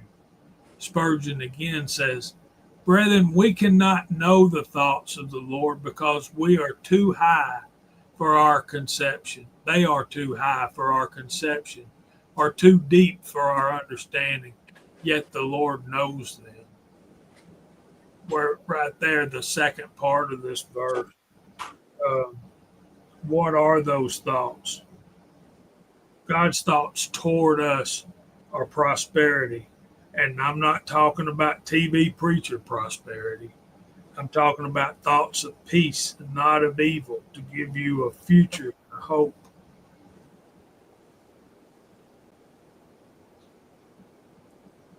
The exiled Jews lived in the experience of God's judgment upon their nation. It was easy for them to think that God was against them, that he intended evil for them. Through Jeremiah, God assured them that his thoughts toward them were of peace, and that in his heart and mind he had a future and a hope for them. So this promise was made to ancient Jews under the Babylonian exile, but they expressed the unchanging heart of God toward his people. Indeed, these were God's thoughts toward Israel under the old covenant. We should not dare to believe that he is less favorable to those who come to him in faith through the Messiah in the new covenant. God has a future and a hope for his people, even when they suffer in exile, even when they hurt under deserved discipline or judgment. It is the devil's deception to rob God's people of their sense of his future and a hope for them. So it would be very easy for the Jews then to think that God intended evil against them while they were in captivity. Their promised land was desolate, their temple was destroyed, but God uses evil for good. Y'all remember last week's verse? In last week's verse, we talked about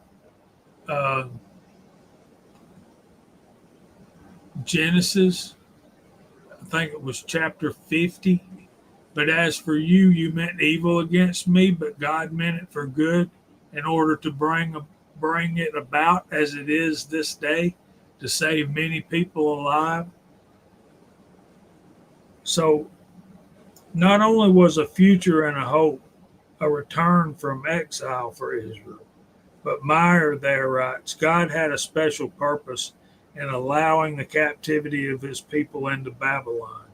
It was to scatter synagogues and the Old Testament around the region in preparation for the gospel. And in closing, I'll say peace, a hope, and a future could not be fulfilled any greater than the virgin birth, the perfect life, the sacrificial, substitutionary, atoning death, burial, resurrection, ascension, and soon return of our Lord and Savior Christ Jesus.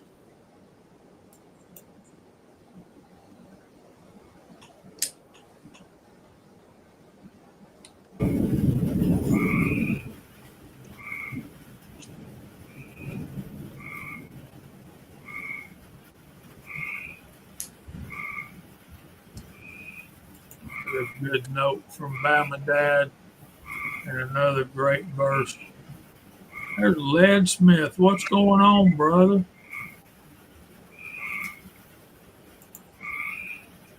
One of my favorite verses. What then shall we say in response to these things? If God is for us, who can be against us? Romans 8:31. So that's all I got for the verse of the week. Thank y'all for letting me share that with y'all. Thank you for sharing it. Very good. Hey, Led Smith. How you doing, brother? Led Smith sent me some of my first 44 bullets.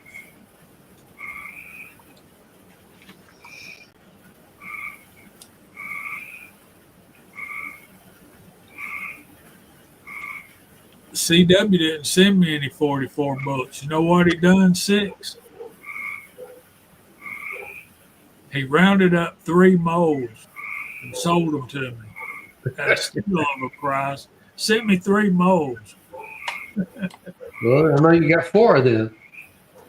I've got more than that because I think I bought 2 more, and I think Scotsman gave me another one. So Plus the one I sent you.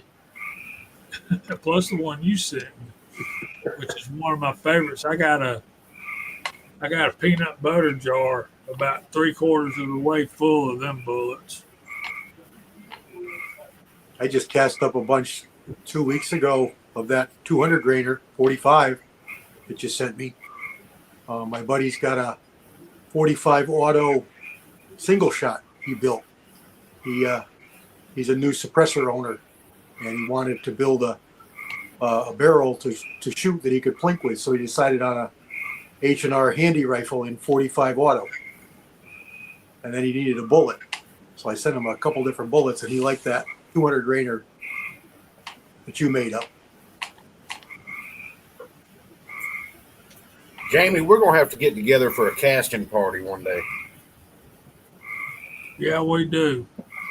Sounds like you need to get together for a frog gig.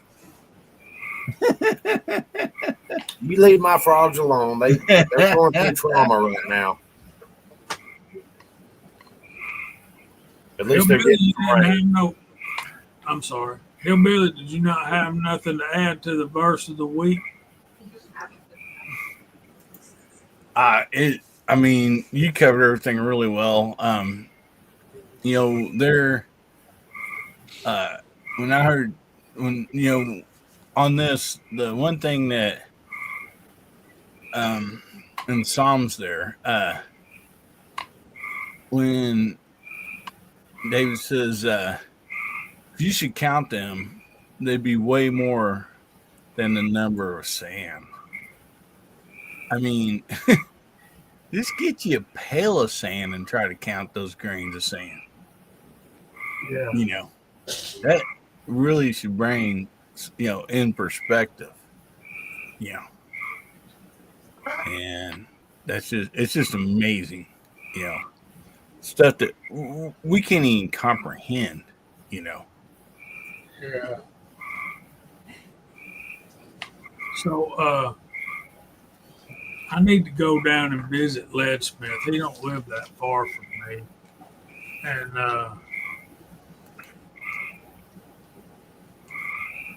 we got this fella here. We're sorry you feel that way, buddy. But Yeah, tell you what, I give your money back. right. You paid. And another thing, if you expect us to be ashamed of God's word, that ain't going to happen on here either. Yeah. So, See, Kanai Don, he's over there on Rumble watching. Hey, buddy. yeah, he is. Yeah, I had him up on the screen there for a few minutes.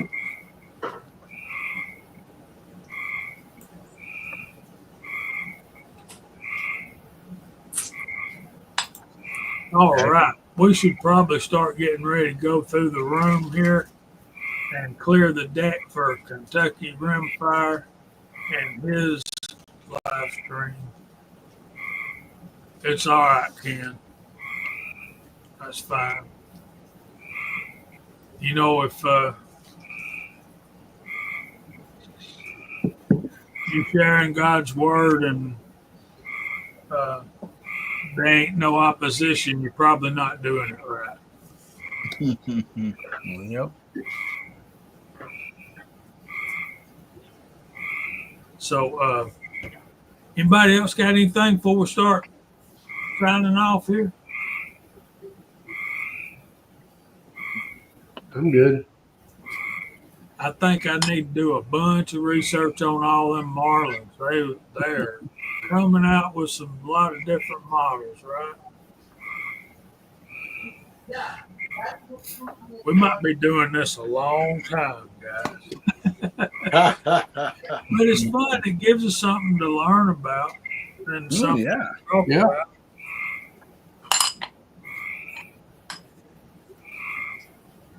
I was watching those guys shooting the long range with some of their rifles, and I couldn't tell you what they were. Some of them looked like Marlins, but they were newer looking. I seen that one guy's, and so I made sure there at the end I got a good video clip of him and made sure I went over and asked him exactly what it was. So we're just guessing at it.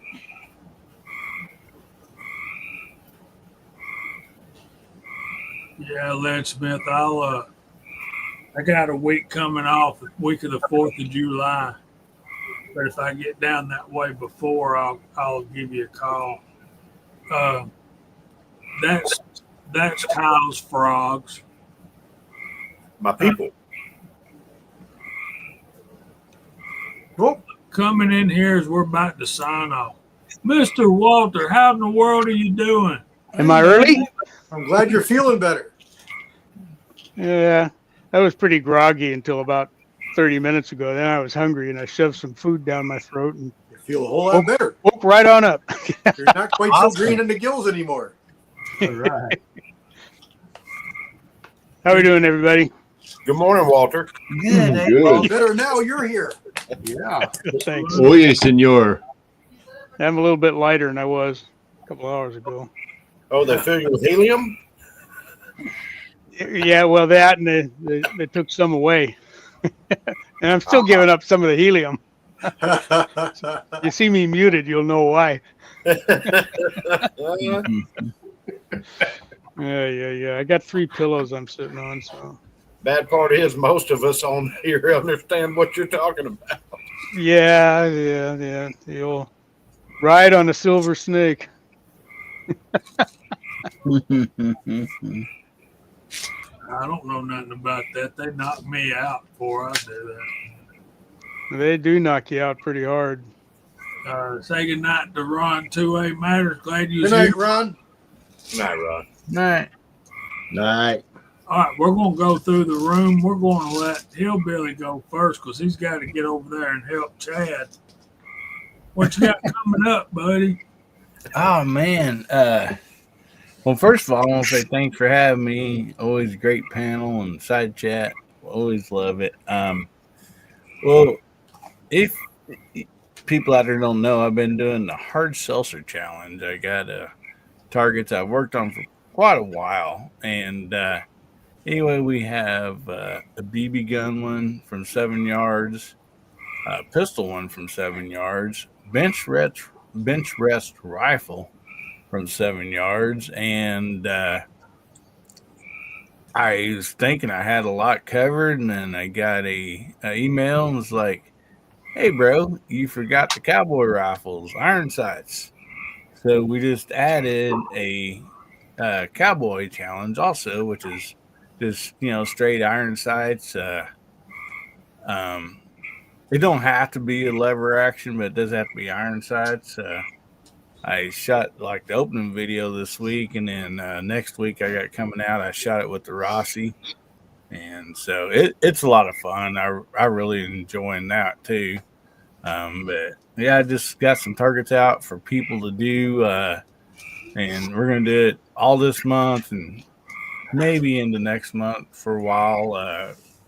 Just so everybody can get out and have fun, and then I'm going to be doing like some giveaways for the people that actually, go out and shoot it and film it and stuff. So just trying to, get people to range and have fun. And so I hope everybody enjoys it. And You've got to continue it through July the 4th for the Let Freedom Ring. yeah, true. Yep. No doubt about that. So, but yeah, just been doing that quite a bit, and I got 350 350 Legend coming in. It's bolt action, and so that'll be coming up on some videos too. Excited to get that. And anyway, thanks a lot for having me. We got Guns, Beer, and Therapy every Saturday night, which is tomorrow night, 9 o'clock Central, 10 o'clock Eastern. So swing by if you ain't done anything. We'd love to have you all.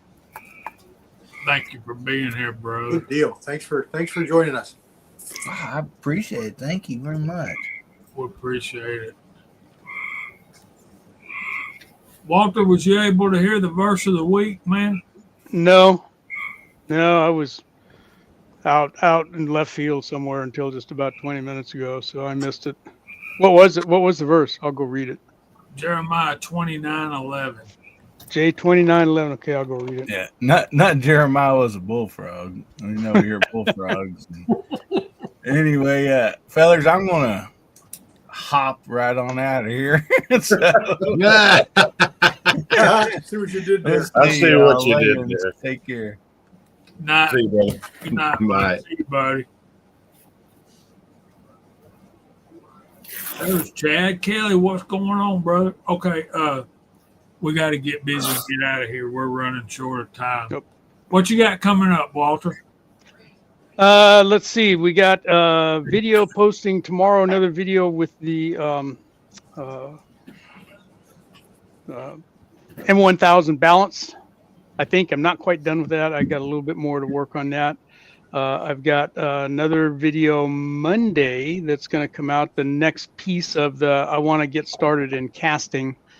The final thought of there, where I'm going to call in all you experts to come in and chime in and say, this is what you should have said, Walter. This is what I should have done, would have done, could have done if I'd have known what I know now. So that's going to be on Monday. Wednesday we'll have another Wad Cutter Wednesday, and after that, I don't know. Monday afternoon I go back in the hospital for yet another procedure. So that'll be an all-day affair. Won't be fun, but it'll be better when it's over. So that's what we got going on here at Casa de Viejo. Walter released a great video today comparing some RCBS Uniflow powder measures that everyone should check out. Really, really nice video. Thank you, sir. Yes, sir. We got that one out today. That one, I spent a whole day doing that. It was one of those ones that took 5,000 takes to get it right. And it still wasn't right. Still a good informative video. Did good. Yeah. Good to see them all side by side. You know, you can talk about them, but when you Yeah. see them side by side like that, it's like, oh, okay, I see it now. Good. Thank Yeah. you, sir. Yeah, I saw the video, but didn't get a chance to watch it.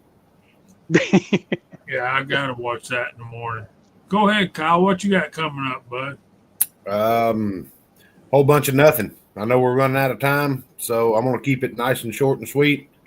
The War Department's going on vacation, and I'm going to be bachelorizing it. I'm hoping to try out my new mold for my, speaking of 1800s, my 1891 Argentine.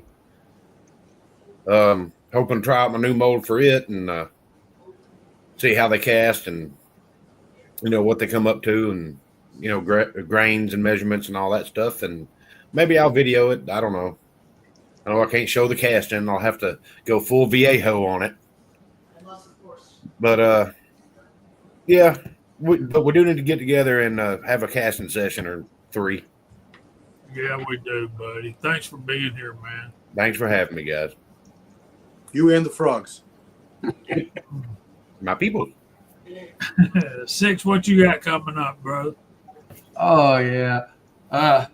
You know the little test that you did in high school where you hook the electric leads up to the frog leg to make it jump? Yep. Well, they did that to the Y. That's how they test that corporal tunnel. Yep. So we got to take her to the doctor on that Wednesday. In the morning, I am going to the range with some PR and some 357 maximum. Nice. Looking Got a forward lot to of stuff loaded up, ready to go. Outstanding. Good stuff. Nothing else to do. I mowed grass today, so I don't have to do it tomorrow.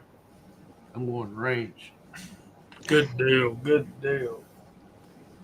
I'm I'll be jealous. looking for those videos too, man. Thanks for being here, brother. All right. Thanks for letting me be here. Oh man, Mr. Hot Shot, what you got coming up? Excuse me, Hot Pot. Hot pot. Hot Hot pot. Shot. Hot Shot's the good looking one. Well, I was sent 2 new optics to review out. 2 new from Oh, nice. GSC. They're RMSC footprint.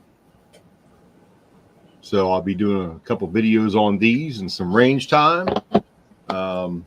I got a job to do tomorrow at 10:30 in the morning. I get to do a portrait of a lost loved one on a friend of mine, which is always nice to get to administer something like that in permanency. So I love doing portraits. Let's see, I got a USPSA event Sunday. Supposed to rain, but I'm going to go anyways. Because you know what? Bad guys don't care if it rains or not. I guess they don't do that. So you might as well just get used to it and be prepared to do it. You can't take an umbrella outside to check around your house with you, you know? You need both hands free for that. But Yeah. thanks for having me on tonight. It was a good time. Everybody, please give thanks and remembrance to those who sacrificed during D-Day. for our freedoms today. Very important.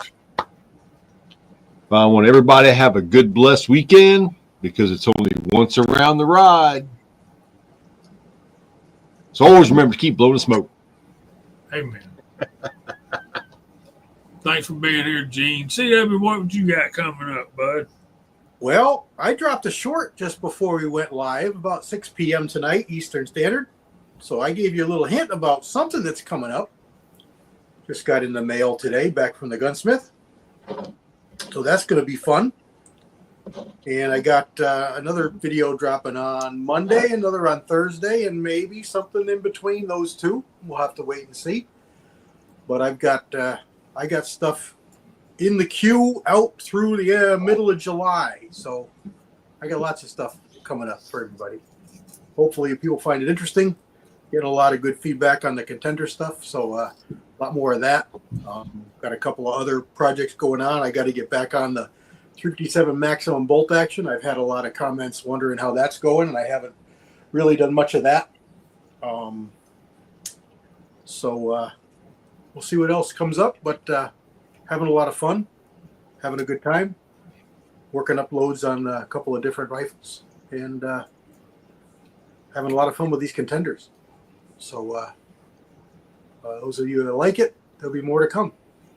I thank everybody on the panel, especially thank everybody in the side chat, because that's you guys drive us, and you guys are what we're here for. So really, really appreciate it. Appreciate everybody.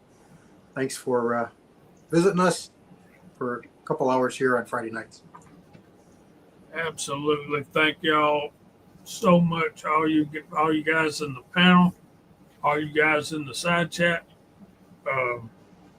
It'd just be a Google Meet without you guys. So You said it. appreciate all of y'all. And go Dogs, GGW. It's only like 80 days left to college football season. Yeehaw. So I know y'all find somewhere to go to church on Sunday. We love you. There ain't nothing you can do about it. We hope the Lord blesses y'all real good. And if he's willing, we'll see y'all all next Friday night at 8 o'clock. Say good night, y'all.